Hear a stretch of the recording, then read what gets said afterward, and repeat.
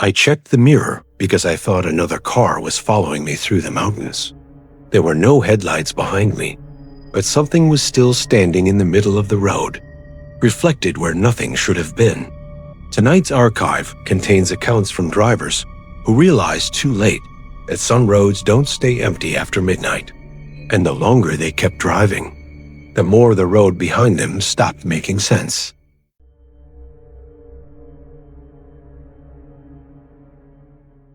I take the same route home every night. I leave the warehouse at 11:40 p.m., merge onto the interstate, drive 12 miles north, then exit onto a 2-lane stretch that cuts through farmland before reaching my neighborhood. I've done it so many times I don't need GPS. Most nights, I barely remember the drive. It was a Tuesday when this happened. Nothing unusual about the shift. Nothing unusual about the weather. Dry road, clear sky, no fog, no rain. Traffic was light. By the time I reached the 2-lane road, there wasn't another car in sight. That stretch is the quietest part of the drive. No streetlights, just open fields on both sides and the occasional fence post catching the edge of your headlights. At night, it feels like you're moving through a tunnel of darkness. About a mile in, I checked my rearview mirror out of habit. Empty road behind me. I looked back to the windshield. Then I glanced up again. That's when I noticed something shift in the reflection. It wasn't outside the car. It was inside. For just a fraction of a second, it looked like someone leaning forward from the middle of the back seat. Not fully upright. More like the posture you'd take if you were about to say something to the driver. I froze. My first thought wasn't fear. It was confusion. I live alone. No one had been in my car. I hadn't given anyone a ride in weeks. I told myself it had to be the headrest, the way the darkness breaks around shapes. Maybe the reflection of my own shoulder distorted by the angle. I kept driving. I didn't turn around. Instead, I adjusted the mirror slightly. Just a small tilt. The back seat was empty. I felt stupid for reacting at all.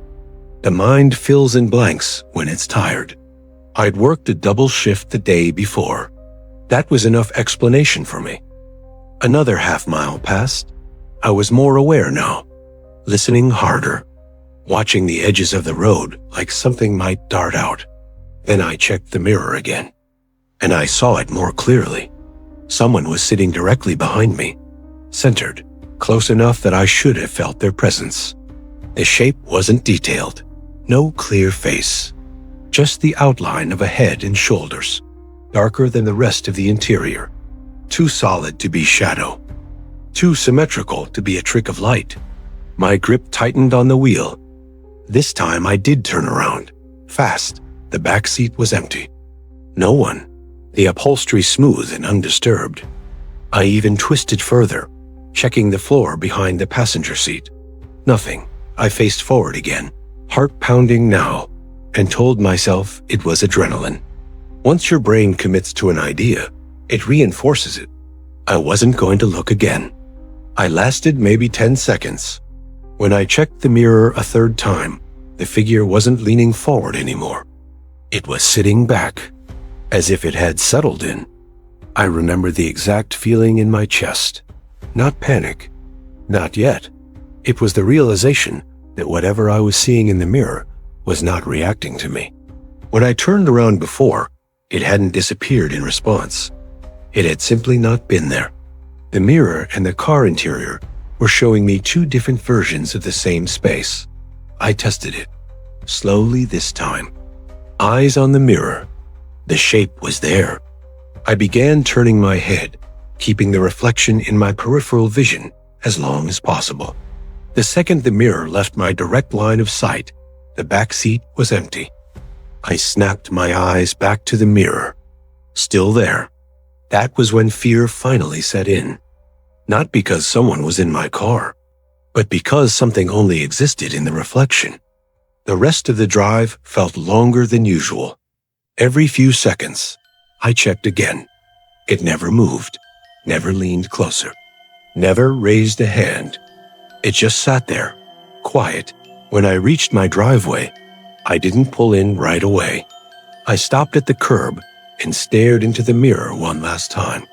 The figure was still seated behind me, centered, waiting. I turned the car off. The interior lights came on automatically. I didn't turn around immediately. I looked at the mirror. The back seat was empty, completely empty. I slowly twisted in my seat. Nothing there. No indentation in the fabric. No sound of movement. I got out of the car and opened the rear door anyway. The seat was cold.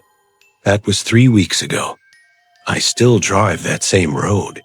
But now I've adjusted the mirror upward, just enough that I can't see the back seat anymore.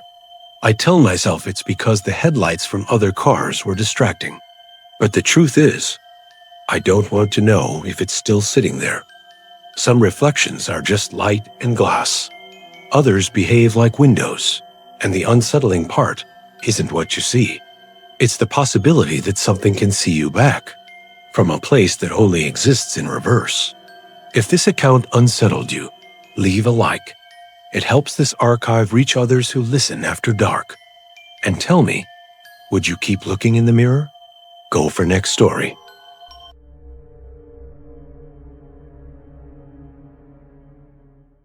I drive long distances for a living, and night roads stopped feeling strange a long time ago. You learn their rhythm. You learn which sounds matter and which don't. Wind, tires, engine hum, those are normal. Silence is normal too. What isn't normal is when something stays with you longer than it should. It was just after midnight, somewhere between towns I barely remember now. No streetlights, no houses. Just a thin ribbon of road cutting through fields that looked black and endless in my headlights. I hadn't seen another car for over an hour, and that kind of isolation eventually becomes comforting. It feels like the world shrinks down to just you and the road. That's when I noticed the headlights. They weren't sudden. No aggressive approach, no engine roar. Just 2 dull points of light far behind me, reflected faintly in my side mirror. I didn't think much of it at first. Someone else on the road, finally. It happens. I kept driving. 10 minutes passed. The headlights were still there. Not closer, not farther. Just there, perfectly centered in my mirror, keeping the same distance no matter how my speed shifted. I slowed slightly. They slowed. I sped up. They followed smoothly, effortlessly. I told myself it was coincidence. Maybe adaptive cruise control. Maybe a cautious driver. But something felt off. The road ahead curved gently to the right, then left again. As I followed the bends, I expected the headlights behind me to sway slightly, to shift with the turns. They didn't. They stayed unnaturally aligned, as if the road itself wasn't affecting them. That was when my body reacted before my mind did. My shoulders tightened.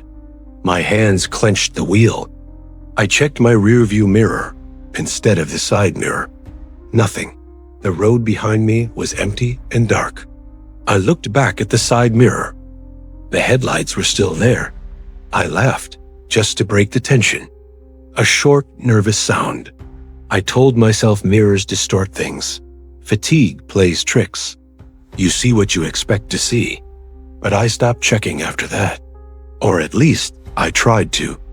Every few seconds, my eyes went back on their own.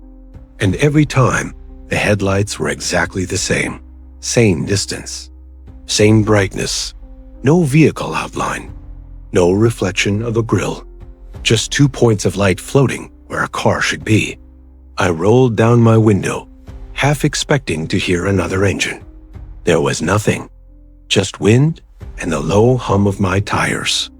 I thought about pulling over, letting whoever it was pass me.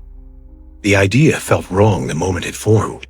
Something in me knew I didn't want whatever was behind me to get closer. So I kept driving. Miles passed. I crossed county lines. The road signs changed. The headlights did not. I started narrating out loud, grounding myself. Naming landmarks, counting exits. anything to stay present. But the more I focused on staying calm, the more intrusive the thought became.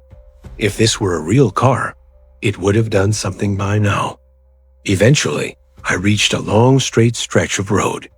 No curves, no hills, just a flat line disappearing into darkness. I took a deep breath and checked the mirror again. The headlights flickered, just once, like a blink. My stomach dropped. For a split second, they were gone. Complete darkness behind me. Relief washed over me so fast it made my hands shake. Then they came back, closer, not dangerously close, just closer than they had ever been before. I didn't remember slowing down. I didn't remember deciding to stop the car. But suddenly, I was pulled over on the shoulder, hazards flashing, heart pounding in my ears. The headlights behind me stayed where they were, hovering at the edge of the road. I waited. Seconds stretched into minutes. Nothing passed me. No doors opened. No engine approached. No footsteps.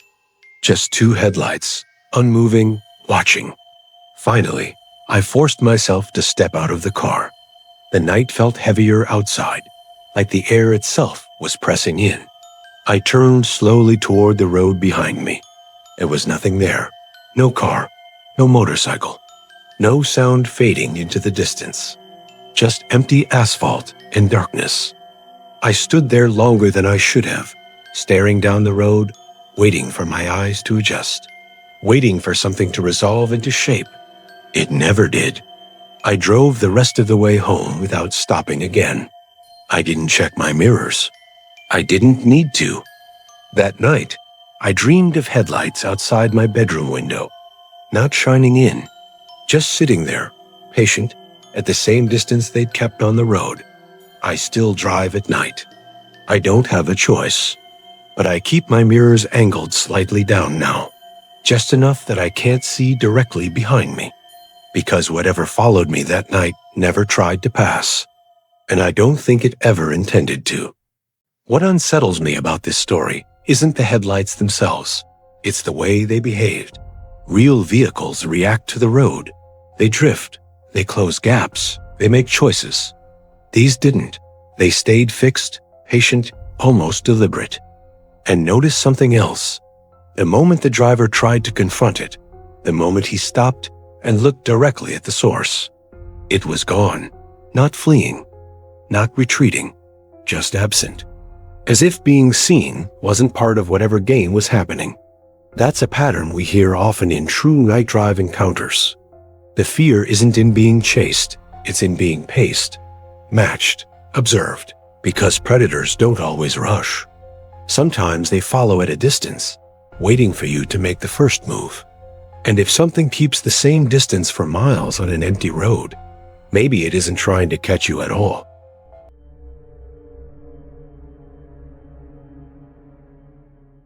I drive overnight deliveries across Nevada and Utah, which means most of my work happens long after the highways empty out and the small towns along the road have already gone dark. On most nights, it's just me, the sound of the tires on the asphalt, and the glow of my headlights cutting through miles of empty desert highway. You get used to the silence after a while, and eventually the darkness starts to feel normal, almost peaceful, like the whole world has slowed down while you keep moving through it. One night in late October, I was driving a long stretch of highway somewhere between Ely and a smaller town where I had a delivery scheduled before sunrise. It was a little after 2 in the morning, and the road ahead of me was so straight and empty that my headlights seemed to stretch endlessly into the dark desert. I remember thinking how strange it felt that there were no other cars for miles, just the hum of the engine and the endless black horizon ahead of me. After about 20 minutes of driving without seeing another vehicle, my headlights caught something standing on the right shoulder of the road far ahead. At first, it was just a shape in the distance, the kind your eyes try to understand slowly as you get closer. And my first thought was that it must be a hitchhiker. People sometimes stand along those highways hoping someone will stop, especially near the middle of the night when the road feels completely abandoned. As I continued driving closer, something about the situation began to feel slightly strange, because the person standing there wasn't doing what hitchhikers normally do when they see headlights approaching. Most people wave an arm, step closer to the road, or raise a thumb to signal drivers for help, but this person was simply standing there beside the highway, completely still, facing toward the road as if watching the empty darkness instead of reacting to the vehicle coming toward them. By the time I was close enough to see him clearly in the beam of my headlights, I slowed the truck slightly out of curiosity, trying to understand what he was doing out there in the middle of nowhere. The man looked fairly ordinary, wearing what appeared to be a dark jacket and jeans, and he seemed to be somewhere in his 30s or 40s. What stood out to me was how motionless he was standing only a few feet from the road, not turning his head toward my truck and not making any effort to signal or speak. For a moment, as I passed him at about 40 miles per hour, he was directly beside my driver's window, illuminated completely by the headlights and the side mirrors of the truck. I noticed something odd in that instant, because he was standing very close to the pavement, closer than most people would feel comfortable standing while vehicles passed at highway speed. And yet he didn't step back or react to the rush of air as my truck moved past him in the darkness. A few seconds after passing him, curiosity made me glance up at the rearview mirror to see what he might do once the truck had gone by. Normally, someone standing beside the road would either turn to watch the vehicle disappear or begin walking again once the lights were gone. But when I looked into the mirror, the stretch of road behind me appeared completely empty, as if there had never been anyone standing there at all. At first, I assumed the man must have stepped away from the road and moved into the darkness of the desert beside the shoulder, because the land out there is flat and open with gravel and sand stretching out on both sides of the highway. Still, something about how quickly he seemed to vanish didn't sit right with me, so I slowed down a little more and checked the mirror again, expecting to see him walking somewhere along the edge of the road. But the road behind me remained empty, lit only by the fading red glow of my taillights and the long black stretch of desert highway disappearing into darkness. There were no trees, no buildings, and no rocks large enough for someone to hide behind quickly, which made the moment feel strangely unsettling, even though I tried to convince myself there had to be a normal explanation. About 10 minutes later, I noticed another set of headlights approaching in the distance from the opposite direction, which was the first car I had seen in almost half an hour. As the vehicle passed my truck at highway speed, something unusual happened that immediately caught my attention in the mirror behind me, because the driver suddenly slammed on their brakes as soon as they passed the area where I had seen the man standing earlier. The brake lights glowed bright red against the dark highway as the car slowed to a stop, and then, to my surprise, the vehicle began reversing slowly down the road.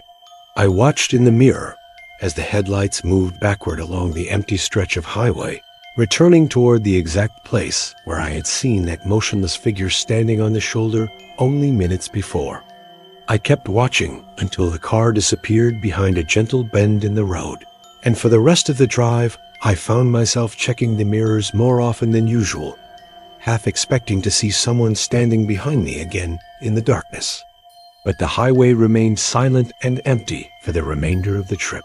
And when I finally reached the town where I was scheduled to deliver the shipment, the strange encounter still lingered in the back of my mind.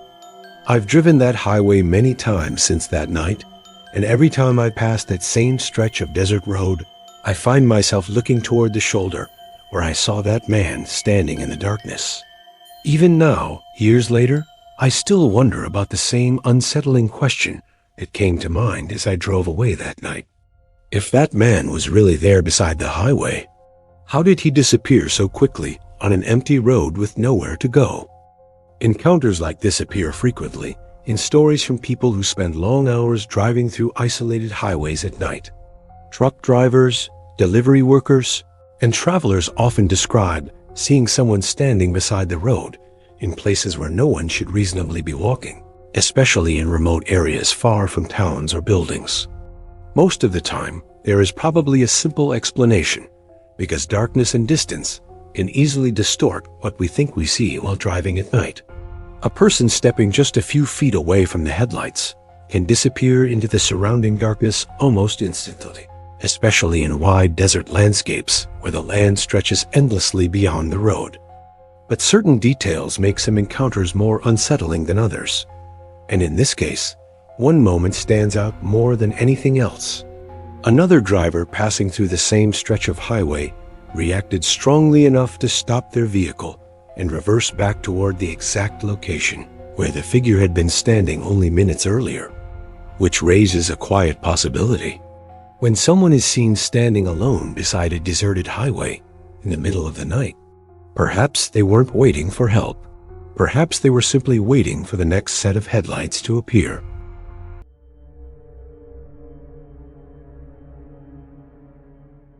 I've been driving freight long enough to know one rule: don't pick up strangers, especially not at night, especially not on rural highways. But that night, I almost broke it. It was late November, cold enough that the air looked metallic under the headlights.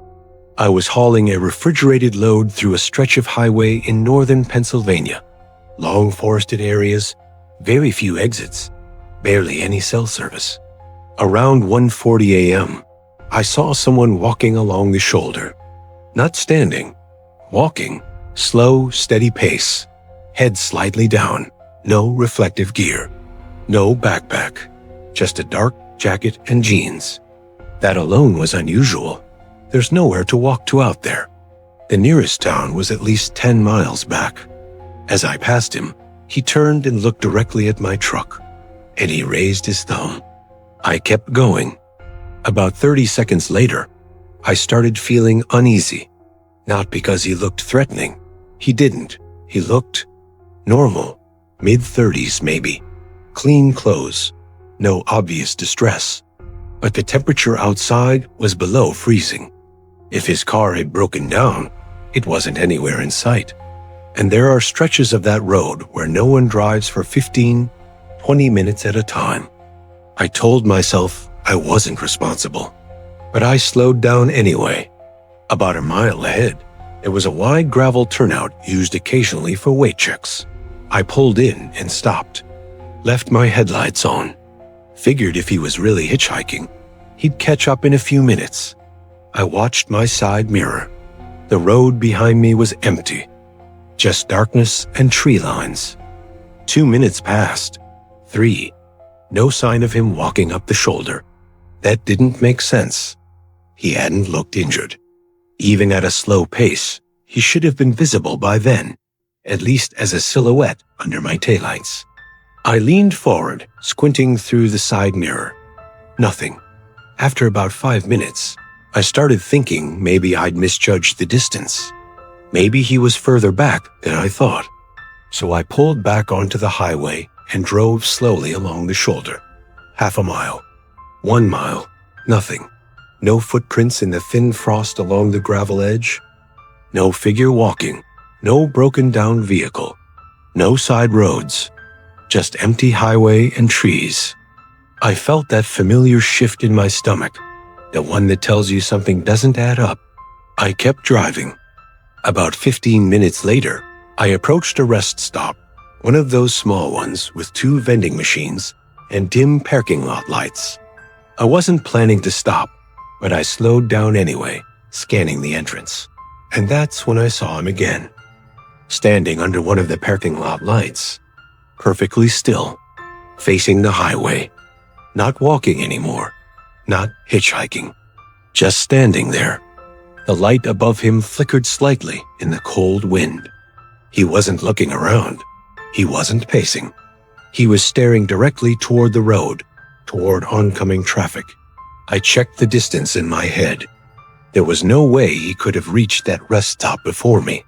Even if he'd started running the moment I passed him, he wouldn't have had time. And I hadn't seen him on the shoulder when I drove back. As my truck rolled past the rest stop entrance, I turned my head slightly to get a clearer look. And for a second, just a second, I was certain of something. He wasn't watching the highway.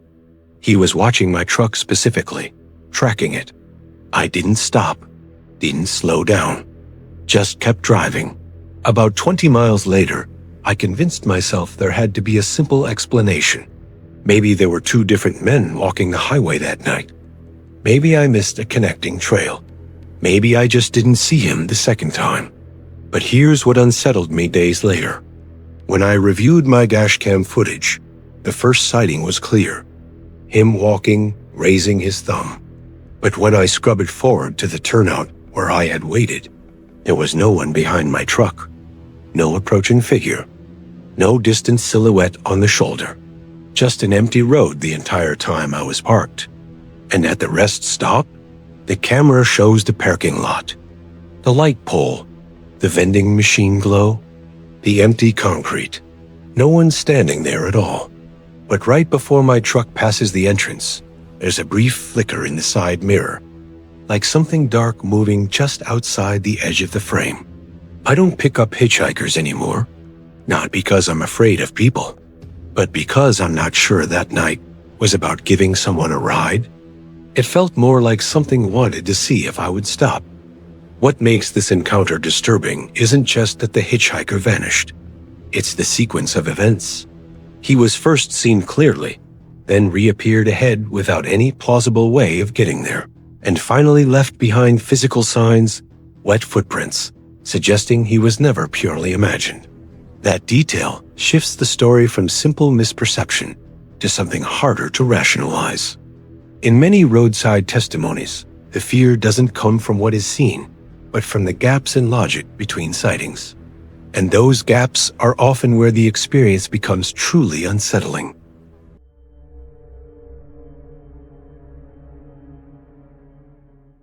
I drive at night for a living, but not as a trucker or anything like that. I work in equipment inspection, so I spend a lot of time on regional highways between small industrial towns. Most of my routes are repetitive, and over time you start recognizing very specific landmarks. A broken guardrail, a tilted mile marker, the exact angle of an exit ramp light. That night, I was heading back after a late inspection. Around 1:30 a.m., the highway was nearly empty, just long stretches of dark asphalt and occasional reflective signs catching my headlights. It was one of those drives where your mind goes quiet because nothing changes for miles. About 40 minutes into the drive, I passed exit 87. I remember it clearly because I always glance at that sign. It has a small dent on the right side, and the reflective surface is slightly faded compared to newer signs on the route. It's just a habit at this point, a mental checkpoint that I'm making good time. I kept driving. 5 minutes later, I saw exit 87 again. At first, I didn't think anything of it. My immediate assumption was simple. There must be another exit 87 nearby, maybe for a service road or an alternate ramp. Highways can be weird like that, especially in rural areas where signage overlaps. But as I got closer, I noticed the dent. Same shape, same position. Right edge, slightly caved inward. I slowed down a little, just enough to focus. The overhead light above the sign flickered in the exact same uneven rhythm I had seen minutes earlier. That was the moment my brain stopped treating it as a coincidence. I checked my dashboard clock. Only 6 minutes had passed since the first time I saw that exit. There was no possible loop on that highway. It was a straight route with no major interchanges for at least another 20 miles. I told myself I was just tired. That explanation made sense. Long night drives mess with your perception. You start blending visual memories with real-time input. Maybe I had zoned out and only thought I passed exit 87 earlier. So I kept going. I deliberately focused on the road this time. Lane lines, reflectors, mile markers. 3 minutes later, I passed exit 87 again. Same dent, same flickering light, same faint graffiti tag on the bottom of the signpost. That's when something inside me shifted from confusion to a very quiet kind of alertness. Not panic, not fear, just the awareness that something wasn't behaving logically. I checked my GPS. The route line was perfectly normal. A straight blue path leading forward. No recalculations, no rerouting, no loops. According to the map, I was progressing exactly as expected. But the environment wasn't matching that progression. I adjusted my speed slightly, dropping from 70 to around 60 miles per hour. My thought process was practical. Maybe I had missed a small connecting ramp and unknowingly rejoined the same stretch of highway. Slower speed would help me catch any unusual merges or road splits. The road remained completely linear. No ramps, no interchanges, hookup, no curves sharp enough to disorient orientation. Just a straight night highway. Then I saw it again. Exit 87. This time, I didn't just glance. I stared. The dent was undeniably identical. Even the small reflective sticker near the base, half peeled, was in the exact same position. I felt my hands tighten slightly on the steering wheel. Not out of terror, but because my brain was trying to solve a problem that had no logical variables. If I were looping, there should be some structural indication. A curve, a junction, a median shift.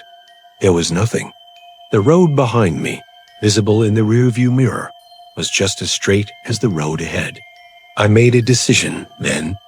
Instead of passing the exit, I took it. The ramp curved gently downward, leading to a short access road lit by a single overhead lamp. At the bottom, there was a stop sign and a small sign indicating a local service road that I knew connected back to the highway about half a mile ahead. I stopped the car completely. Engine idling. Hazard lights off. No other vehicles in sight. I sat there for maybe 20 seconds, just listening to the hum of the engine and the faint buzz of the overhead light. Everything felt normal. That was the strange part. No oppressive atmosphere. No sudden sounds. No sense of being watched. Just stillness. Ordinary, quiet stillness. I turned right onto the service road and re-entered the highway exactly where the sign indicated I should. Back on the main road, I checked my mirrors out of habit. Then I looked ahead. 5 minutes later, I passed exit 87 again. Same dent. Same flicker. Same exact placement relative to the road markings. At that point, I stopped trying to rationalize it in real time. My thinking shifted from explanation to observation. I kept driving, maintaining a steady speed, and mentally tracking time. I did not see exit 87 again after that. The rest of the drive was completely normal. Mile markers progressed correctly. The next major interchange appeared exactly when it should have. My GPS ETA matched perfectly. When I got home, I checked my trip history. According to the route log, I had passed exit 87 once. Just once. No loops. No detours. No anomalies in distance traveled. If the data was correct, then I never re-encountered that exit at all. But I can still describe the dent, the flickering light, and the peeling sticker with unsettling precision. And the detail that bothers me the most isn't that I saw the same exit multiple times. It's that every time I passed it, the spacing between appearances was mathematically consistent with forward movement, as if the road itself never looped. Only that specific point did. There's a particular kind of unease that comes from patterns that shouldn't repeat, yet do. Not loudly, not dramatically, just consistently enough to be noticed. Roads are built on logic, distance, direction, progression.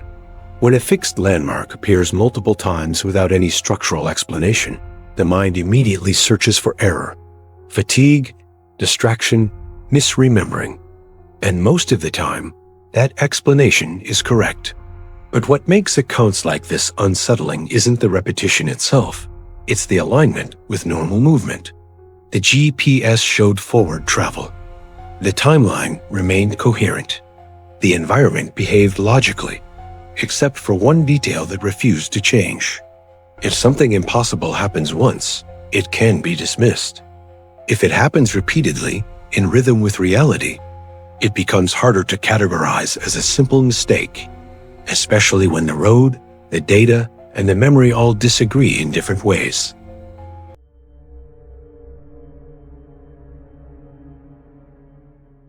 About 4 years ago, I was driving from Arizona toward New Mexico after spending the weekend visiting a friend. I left much later than I had planned, and by the time I reached the highway again, it was already well past midnight.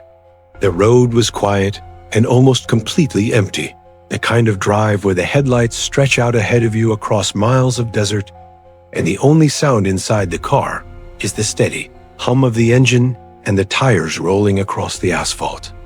I had been driving for a couple of hours when I noticed my fuel gauge dropping lower than I expected.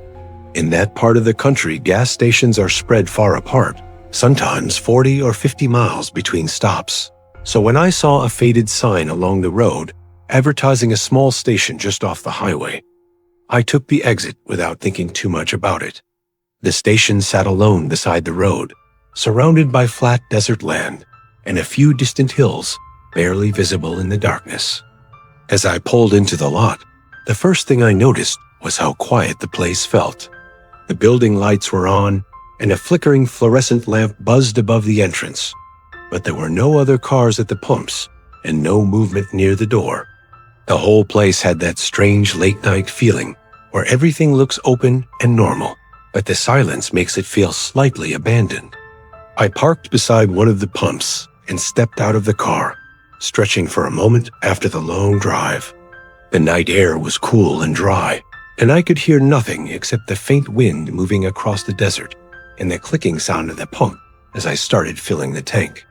That was when I noticed another vehicle sitting near the far edge of the parking lot, parked well away from the pumps and partially hidden in the shadows beyond the overhead lights. The car looked like an older dark sedan, positioned so that its front was pointed toward the highway, as if the driver had pulled in and stopped without ever reaching the gas pumps. At first, I assumed someone was inside the station, paying for fuel or using the restroom, because that would explain why the car was sitting there with its headlights off and the parking lot otherwise empty. As the pump continued running, I glanced toward the building again, expecting someone to come out through the glass door, but the entrance remained still and quiet. The fluorescent light above it flickered every few seconds, briefly dimming and brightening the small area around the doorway, but no one stepped outside, and no voices came from inside the store. When the pump finally clicked and the tank finished filling, I replaced the nozzle and began walking toward the entrance to pay. As I crossed the lot, I noticed something about the sedan that I hadn't seen before, because the driver's side door was slightly open, just enough to create a narrow dark line along the side of the car where the interior was visible through the gap. That detail made me slow down slightly, because leaving a door open in a dark parking lot late at night felt unusual. As I listened more carefully, I realized I could hear the quiet sound of an engine running somewhere nearby, and after a moment, it became clear that the noise was coming from that same sedan sitting at the far end of the lot. The car was idling with the driver's door open, yet there was no one standing beside it and no one walking toward the building. I paused for a moment outside the entrance of the store and looked around the parking lot, expecting to see someone step out from behind the building or come around the corner from the restrooms. Instead, the entire place remained silent. I pushed the door open and stepped inside the station, calling out a quick hello as I entered, assuming the clerk might be in the back room. The lights were on, the shelves were stocked with snacks and drinks, and the register sat on the counter beside a small coffee machine, but there was no employee anywhere in sight. I waited a few seconds and called out again, but the only response was the quiet hum of the refrigerators along the wall and the distant buzzing of the fluorescent lights above the aisles. The longer I stood there alone, the more the situation started to feel strange, because it didn't make sense for the station to be open without anyone working the counter. After another moment, I stepped back outside to look around the lot again, thinking maybe the employee had walked out to check something near the pumps. The night air felt colder when I returned outside, and as I turned toward the parked sedan, I immediately noticed something that hadn't been there before. The interior dome light inside the car had turned on. The driver's door was now open wider than it had been earlier, and the yellow light inside the vehicle illuminated the front seats clearly enough to see that the driver's seat was completely empty. But someone was sitting in the passenger seat. From where I stood near the station entrance, I could see the outline of a person sitting upright in the seat, facing forward toward the windshield. Their head was tilted slightly downward, and their body was completely still, as if they had been sitting there for a long time without moving. I stood there watching for several seconds, expecting the person to notice me or react to the sound of the door closing behind me. But the figure in the passenger seat never turned their head and never made any movement at all, remaining perfectly still while the engine continued idling quietly in the dark parking lot. That was the moment when the entire situation began to feel deeply wrong, because there was still no driver anywhere nearby and no sign of anyone else in the building or around the station. The only movement in the entire scene was the slow flicker of the fluorescent light above the door and the faint vibration of the car engine running in the night. I didn't wait to see if the person in the car would move. Instead, I walked quickly back to my own vehicle, started the engine, and drove straight out of the parking lot toward the highway without going inside again. As I pulled back onto the road and began accelerating into the darkness, I glanced once more into the rearview mirror to look at the station behind me. The small building and the pumps were fading into the distance, but the sedan was still visible beneath the dim lights at the edge of the lot. The driver's door remained open, the interior light still glowing softly in the darkness, and the passenger inside the car appeared to be sitting exactly the same way they had been before, facing forward, watching the empty highway. A few minutes later, a thought occurred to me.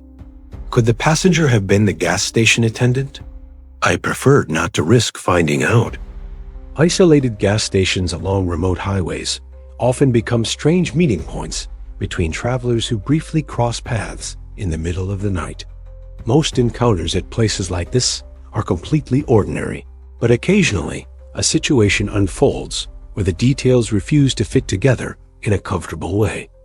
A running car with the door open suggests someone stepped away only moments earlier. Yet in this case, there was no driver, no employee inside the station, and no explanation for the silent passenger sitting in the darkness of that vehicle. If you enjoy realistic horror accounts like this one, consider subscribing and joining the archive, because every week we document new testimonies from people who experienced something they still cannot explain.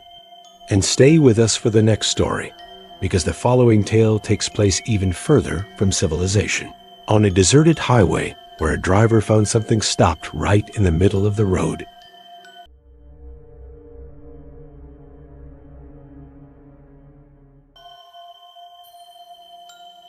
I've been driving long distances for almost 9 years. Not a trucker, not professionally. I work in medical equipment sales, which means a lot of rural hospitals, a lot of back roads, and a lot of late returns home when meetings run long. The night this happened, I was driving through western Kansas. Flat land, straight roads. Nothing but darkness stretching past the edge of your headlights. It was around 1:15 a.m.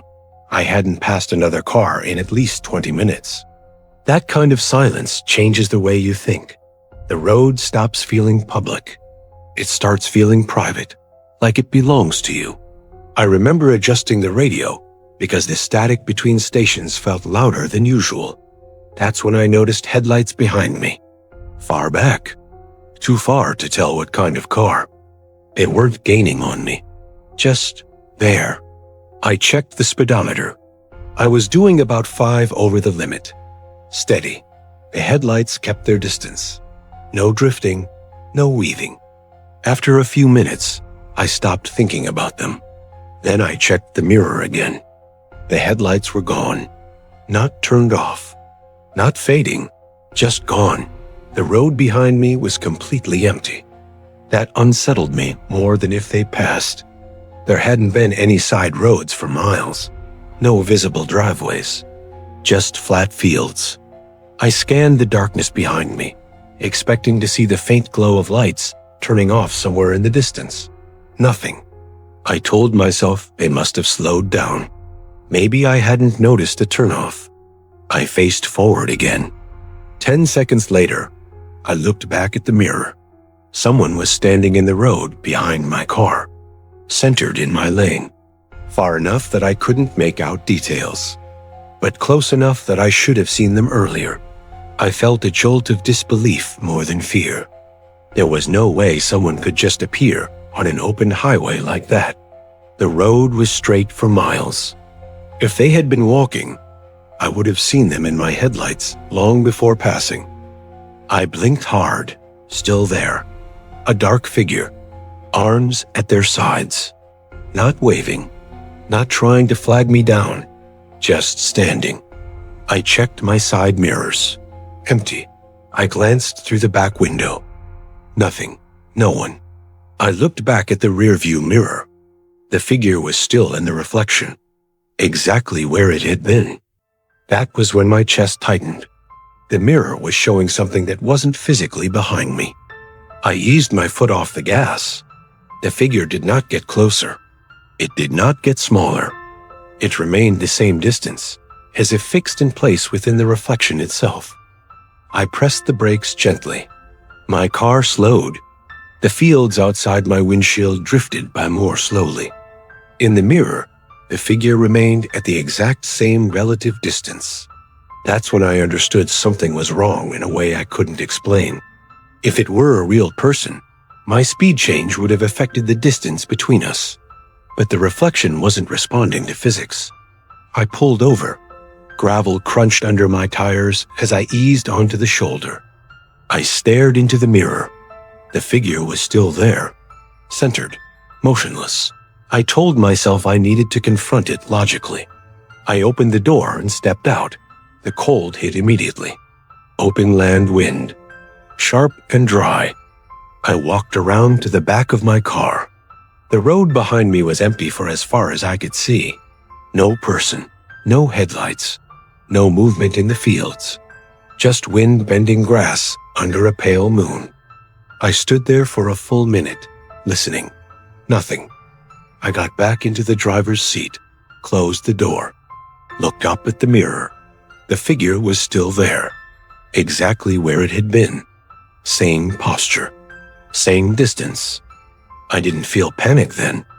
I felt watched, not from behind me, from inside the frame of the mirror itself. I reached up and adjusted it, tilted it downward. The reflection shifted to show more of my back seat. Empty. I tilted it upward again. The figure returned. I repeated it twice.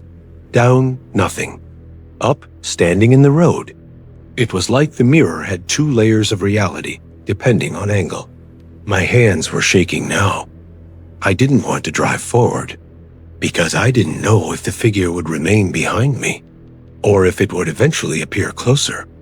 I merged back onto the road, drove faster this time, 80 miles per hour. The landscape blurred. The figure in the mirror did not change. Same distance, same stillness. For nearly 10 minutes, I drove like that, too afraid to slow down, too afraid to look away. And then, without transition, it was gone. No fade, no movement, just empty road behind me. I kept driving for another 30 miles before pulling into a gas station near the interstate. Bright fluorescent lights, security cameras, other cars. I checked the mirror one last time before stepping out. Nothing but pavement and the glow of the station behind me. That was 8 months ago. I still drive that route occasionally. I still check the mirror more often than I used to. And sometimes, on long, straight roads, when there's absolutely nothing behind me, I hesitate before looking, because part of me is afraid the road won't be empty anymore. Not physically, but in reflection. Highways are built on distance and momentum. They obey speed, direction, cause and effect. But when something in the mirror refuses to follow those rules, you're no longer dealing with distance. You're dealing with something fixed, waiting at the exact point where reality begins to bend.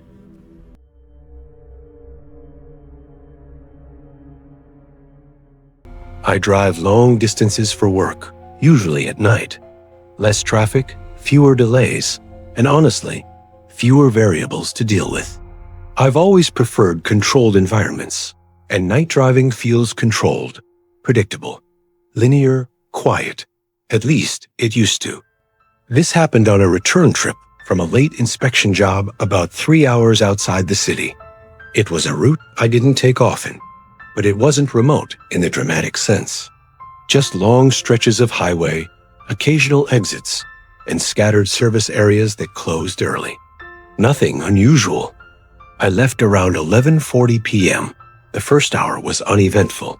Clear sky, stable signal, GPS functioning normally. I had the radio on low volume, tuned to a local AM station that usually runs talk segments late into the night. Mostly traffic updates, weather, and pre-recorded discussions. Background noise. That's all I wanted. About an hour and 20 minutes into the drive, I noticed the first small inconsistency. The radio host mentioned an exit number I had just passed. Not the highway name, not the region, the exact exit number. At first, I assumed it was coincidence. That exit probably gets mentioned frequently. Maybe it's a known reference point. I didn't think much of it. I just kept driving.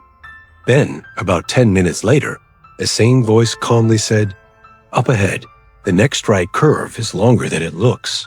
I remember frowning slightly because my GPS map showed a curve ahead. A wide one. Gradual.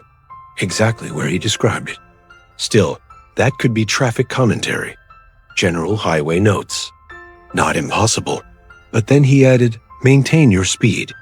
No need to slow down. That part bothered me. Not because it was threatening, because it sounded specific. I checked the station frequency. Still the same channel. Signal strength was stable. No static. No distortion? The tone of the host was calm, neutral, almost monotonous. Like he was reading from a script that didn't require emotion. I told myself it was pre-recorded highway guidance content. Some stations do that during late hours. Automated programming. Generic safety commentary. Except the timing was too precise. As I approached the curve, the radio went silent for about 3 seconds. Not static. Not signal loss. Just silence. Then the voice returned and said quietly, "You're staying in the right lane." I hadn't changed lanes at all during the past 30 minutes. And I hadn't used my turn signal once. I instinctively glanced at the rearview mirror and the passenger seat, as if someone inside the car might have spoken. But the cabin was silent, except for the engine and tires. I reached forward and lowered the radio volume. The voice continued speaking, now softer due to the volume drop, but still clear. "There's a sign ahead with reflective damage." I stared at the road.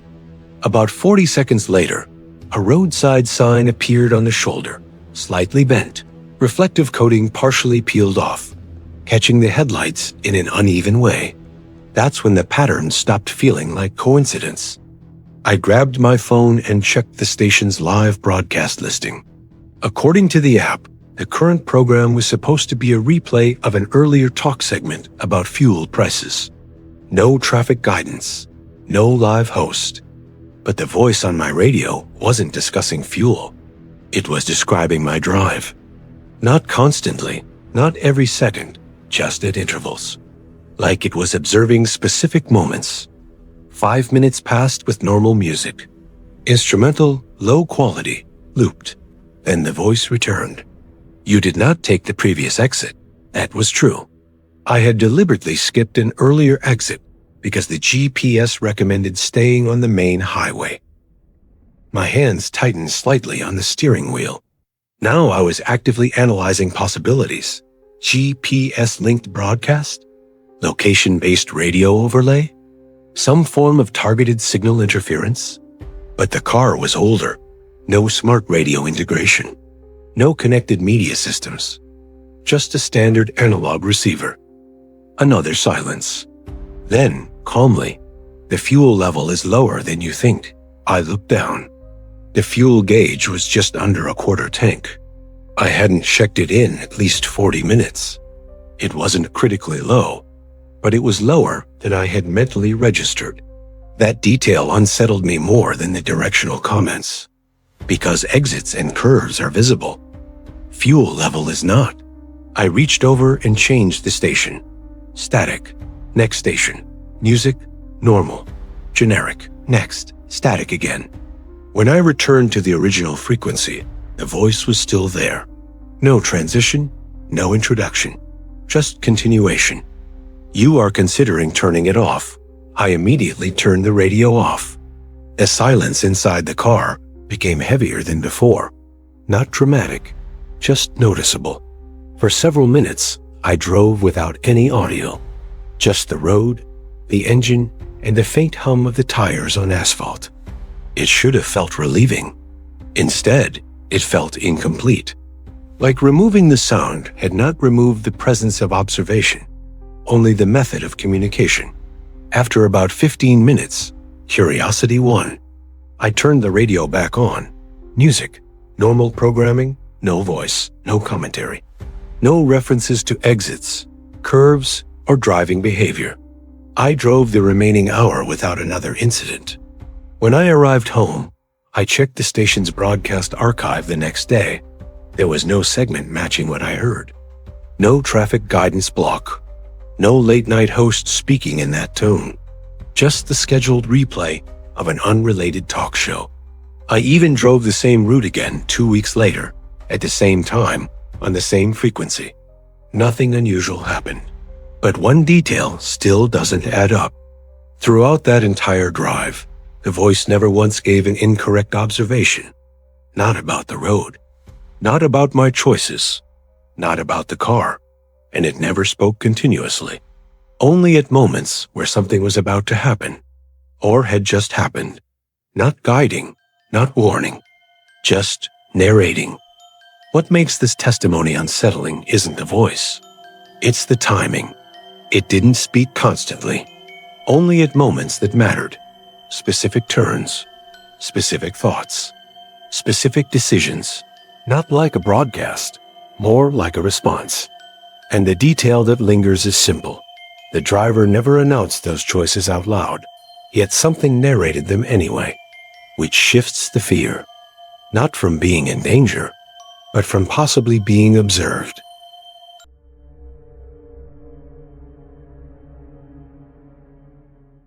I drive long distances for work, mostly overnight routes between smaller towns where traffic gets thin after midnight. That night, I was on a 2-lane highway somewhere between Arizona and New Mexico. No streetlights, no houses, just desert and reflective mile markers flashing in my headlights. It was around 2:13 a.m. when I saw him. He was standing just past mile marker 87, a few feet off the shoulder, not waving, not moving, just standing there, facing the road. At first, I thought he was a stranded driver, but there was no car, no hazard lights, no flashlight, nothing behind him except darkness stretching for miles.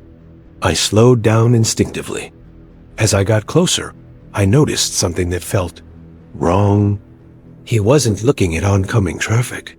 He was looking straight ahead, toward the direction I was coming from, like he had been waiting for my headlights specifically. I remember gripping the steering wheel tighter. People don't just stand on highways in the middle of nowhere at 2 a.m. without a reason. When I passed him, he didn't step forward, didn't wave, didn't react. But right as my truck went by, he slowly turned his head and followed me with his eyes. Not a quick glance, a slow, deliberate movement. I checked my mirrors immediately. He was still standing there, perfectly still, until my taillights faded into the distance. I told myself not to overthink it. Probably a hitchhiker. Maybe someone whose car broke down further back. I even considered turning around, but the idea of stopping on an empty highway at night didn't sit right with me. So I kept driving. About 40 minutes later, I stopped at a gas station just outside a small town. One of those quiet 24-hour places with a single pump light buzzing overhead. I grabbed a coffee, used the restroom, and got back on the road. By then, it was close to 3:10 a.m. The highway curved for several miles after the town, cutting through a stretch of open desert. No exits, no buildings, just long, empty road. And then I saw him again, standing on the shoulder, a few feet off the asphalt, completely still. My headlights washed over him slowly as I approached. Same posture, same stance, same dark clothing. And then I saw the mile marker 142. I felt my stomach drop. That was over 50 miles from where I first saw him. There was no possible way he could have walked that distance in under an hour. And there were no side roads connecting those stretches of highway, just empty desert. This time, I didn't slow down. I kept my speed steady and stared straight ahead, pretending I hadn't noticed him. But as my truck passed, he turned his head again, slowly, precisely, tracking me the exact same way. My hands were shaking now. I checked my mirrors again. He wasn't getting smaller in the distance, like a normal person would. He just disappeared into the darkness the moment my headlights were no longer directly on him. No walking away, no shifting position, just gone. I drove in complete silence for the next hour. No music, no radio, just the sound of tires on asphalt. At around 4:02 a.m., I crossed into another county line and merged onto a different highway. A wider road, more reflective signs, and the occasional passing truck. I finally started to calm down, until I saw a familiar silhouette ahead, standing near the guardrail. Not moving, not signaling, just waiting. And before my brain could even process it, my headlights illuminated the sign beside him, mile marker 203. I didn't slow down. I didn't look directly at him. I just kept driving and stared forward, heart pounding, so hard I could hear it over the engine. But in my peripheral vision, I saw the head turn, not toward the road, toward me. Like he knew it was the same driver passing again. I didn't stop for the rest of the trip, didn't pull over, didn't take breaks, didn't even check my mirrors after that. When I finally got home that morning, I parked in my driveway and just sat there for a few minutes in silence, trying to convince myself I was tired, that my mind was playing tricks on me, that maybe it was 3 different people who just happened to stand the exact same way on 3 different highways. But what still bothers me is something I realized days later. I checked my dashcam footage. At mile marker 87, the camera clearly shows the roadside, empty shoulder, empty desert. No one standing there at all. But in the reflection of my passenger side mirror, you can see the outline of a man, standing exactly where I remember him being. What makes this account unsettling isn't just the repetition, it's the behavior. The figure never asked for help, never stepped into the road, never reacted with urgency.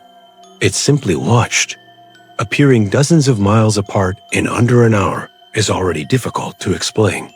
Fatigue can distort perception once, but consistency across multiple locations is harder to dismiss. And then there's the dashcam detail. Nothing visible on the roadside, but something present in the mirror. If that's accurate, the implication isn't just that someone was standing there.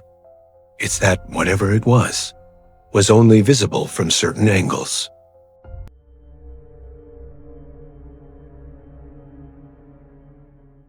I didn't realize I was being followed right away. That's what unsettles me the most now. How normal everything felt in the beginning. How easily I accepted the presence of another car on an empty road. It was close to 2 in the morning when I left work. I chose the back roads, like I always did. Fewer lights, less traffic. A straight shot through farmland and forest that shaved almost 20 minutes off the drive. I knew that route better than some streets in my own neighborhood. At first, the drive was uneventful. The radio played softly. The road stretched ahead of me, and my mind wandered the way it always does when I'm alone at night. About 15 minutes in, I noticed a pair of headlights behind me. Distant, steady, unremarkable. I didn't think about them again until I made my first turn. Left past the old grain silo, then right onto a narrower road where the pavement cracks and the trees press closer to the shoulder. The headlights followed. Still normal. Plenty of people use that road. I told myself that if someone were really following me, they'd do something obvious. Speed up, flash their lights, try to pass. Nothing like that happened. A few minutes later, I made a decision I didn't fully understand at the time. Instead of staying on the main back road, I turned onto an old access road that cuts through farmland and reconnects miles later. It's poorly lit, barely marked, and mostly used by locals. I didn't signal. I just turned. The car behind me turned too. That was the moment my body reacted before my thoughts caught up. My shoulders tightened. My jaw clenched. I felt a sudden awareness of how alone I was, how far I was from anything familiar. I slowed down slightly. They slowed. I sped up. They matched my speed exactly. The radio crackled then, a sharp burst of static that made me flinch. I reached over and shut it off, needing the silence to focus. Without it, every sound became intrusive. My breathing, the tires crunching faintly on gravel, the low hum of the engine vibrating through the floor. I checked my rearview mirror. The headlights were closer now, not dangerously close, just close enough to feel deliberate. I made another turn, then another. A small sequence of bends and narrow roads meant to confuse anyone who didn't know the area well. Every turn, they followed. That's when the question shifted in my mind. It wasn't "who is this?" anymore. It was why. Why follow someone so carefully? Why stay just far enough back to avoid confrontation? The road ahead ran alongside a dense stretch of woods. No houses, no lights. The trees leaned inward, their branches forming a tunnel that swallowed my headlights faster than they should have. The darkness there felt thicker, almost textured. Then the headlights behind me turned off. I gasped and instinctively slammed the brakes, hazard lights flashing as my heart hammered against my ribs. I expected the sound of impact. I expected pain. Nothing happened. The road behind me was empty.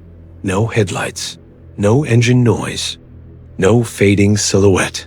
Just darkness and the quiet ticking of my cooling engine. I sat there shaking, telling myself it was over, that whoever it was had turned off, pulled away, or lost interest. My breathing slowly steadied. That's when I noticed movement in the trees. Not a figure, not a shape I could describe, just the unmistakable sense that something had shifted where nothing should have been moving at all. The feeling of being watched intensified, crawling up my spine, settling deep in my chest. I didn't wait to understand it. I drove. When I checked the mirror again, the headlights were back, exactly where they had been before. I let out a sound that might have been a scream. My hands were slick with sweat on the steering wheel. I felt trapped inside the car, like the road itself had narrowed just for me. I called someone, anyone. My phone connected, but the line filled with static. Words broke apart, syllables dissolving before I could understand them. I couldn't tell if the person on the other end heard me at all. The headlights flickered once, twice, and then I realized something that made my stomach drop. They weren't reacting to the road. They were reacting to me. Every hesitation, every slight change in speed, every shift in my posture, they responded instantly, as if they knew what I was about to do before I did it. I turned abruptly into a residential area, hoping lights and houses would break whatever was happening. The streets were silent, porch lights off, windows dark. The car followed without hesitation. I stopped in front of a random house and laid on the horn. The headlights behind me stopped. I waited, barely breathing. Slowly, the car pulled forward, but only enough for the headlights to be visible. There was no reflection of a hood, no outline of a vehicle, just two lights hanging where a car should have been. Then they turned off. The darkness swallowed the street. I didn't sleep that night, or the night after. Even now, weeks later, I avoid driving after dark whenever I can. I take longer routes, brighter roads. But sometimes, when I close my eyes, I see those headlights again, waiting at the end of a road that feels familiar. What terrifies me isn't that someone followed me. It's the feeling that whatever it was already knew every turn I would make, because it had followed that path before. There's a detail in this story that refuses to let go, the way those headlights anticipated every decision, not reacted to them, anticipated them. That suggests something far more unsettling than coincidence or a reckless driver. Notice how the fear escalates only when the narrator tries to break the pattern. The moment he leaves the familiar road, the moment he acts on instinct, whatever is following him adjusts instantly, as if the road itself isn't what's being tracked. Encounters like this rarely end with answers. They end with avoidance, changed habits, long routes taken just to avoid empty roads at night. Because when something follows you without urgency, without aggression, and without ever revealing itself, it raises a disturbing question. What if it wasn't trying to catch him at all? What if it was simply making sure he couldn't escape?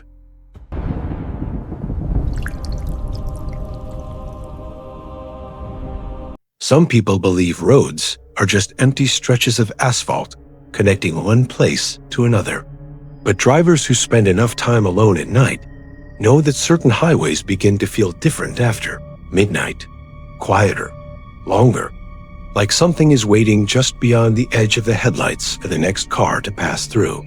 If these stories stayed with you tonight, subscribe and return to the archive, because there are still more accounts we haven't opened yet.